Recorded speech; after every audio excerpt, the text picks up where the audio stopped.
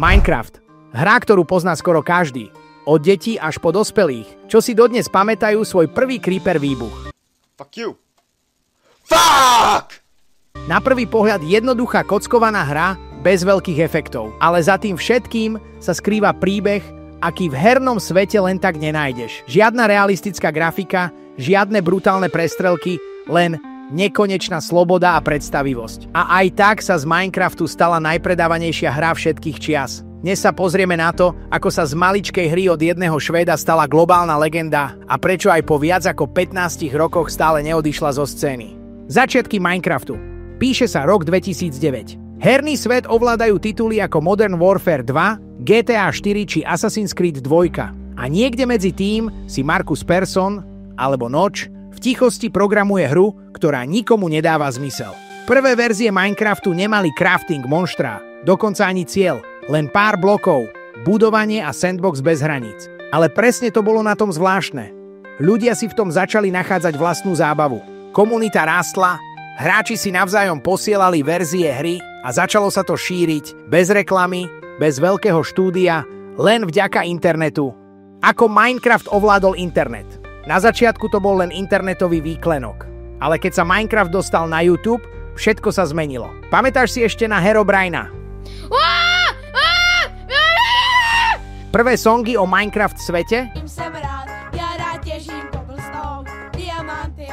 Survival série, ktoré mali viac epizód ako niektoré seriály? YouTube sa stal druhým domovom tejto hry a Minecraft videá lámali rekordy. Ľudia začali robiť paródie, mapy, módy, minihry. Zrazu to nebola len hra, bol to celý vesmír obsahu, do ktorého si mohol vstúpiť kedykoľvek. YouTuberi ako DanTDM, Captain Sparkles alebo aj slovenské mená pomohli Minecraftu preniknúť do každej domácnosti. A hlavne ukázali, že Minecraft nie je len hra pre deti, ale nástroj na tvorenie, zábavu a nekonečné možnosti. Keď z hry vznikol biznis.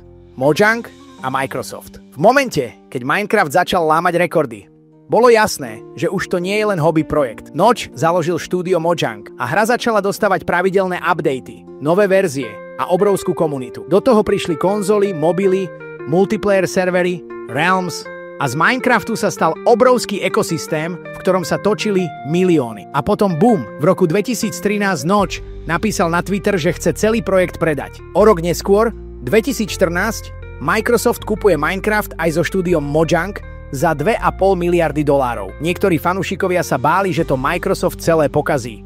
Ale stal sa opak.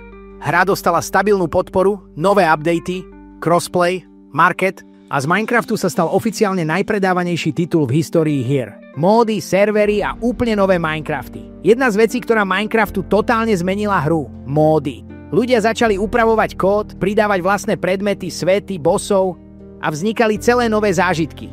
Pamätáš si ešte na Skyblock, Pixelmon, Crazycraft? To už nebol Minecraft. To boli vlastné hry postavené na jeho základe. A k tomu servery. Hypixel, Mineplex, Survival Games, minihry, PvP arény, roleplay svety, kde si zrazu nebol sám. Z offline zážitku sa stala sociálna hra, ktorú si žil s ostatnými. A to všetko nevymyslelo štúdio. Vymysleli to hráči. Komunita, ktorá Minecraft posunula ďalej. Ako si to možno pôvodne predstavoval aj samotný Notch. Vývoj a verzie, keď hra nikdy neskončila. V iných hrách čakáš na pokračovanie. Ale Minecraft, ten sa proste mení a rastie priamo pred tvojimi očami. Najskôr prišiel Nether, potom End, neskôr si mohol lietať vďaka Elytre, objavovať podmorské chrámy, temné jaskyne a nakoniec naraziť na Wardena, monštrum, ktoré ťa zloží aj bez toho, aby ťa videlo. Minecraft neustále pridáva nové veci a možno aj preto nikdy neprišiel Minecraft 2, lebo ten prvý sa nikdy nezastavil.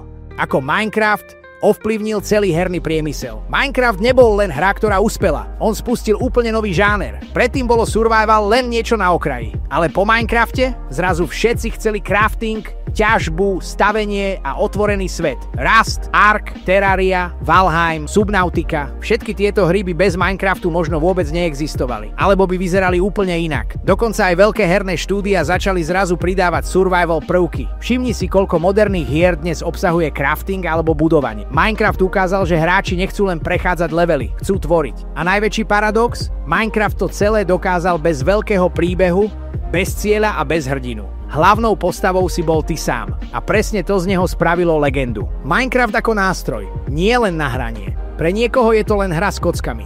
Ale pre učiteľov, vývojárov a kreatívcov po celom svete je Minecraft reálny nástroj. Existuje špeciálna verzia, Minecraft Education Edition, ktorá sa používa priamo na školách. Deti sa v nej učia logiku, základy programovania, tímovú prácu a dokonca aj históriu. V niektorých krajinách robia školy celé vyučovanie v Minecraft svete. Napríklad prechádzka starovekým Rímom alebo výstavba funkčného mesta. Okrem toho je tu merch, ktorý nemá konca, trička, knihy, Lego sady, figurky, dokonca oficiálny Minecraft festival.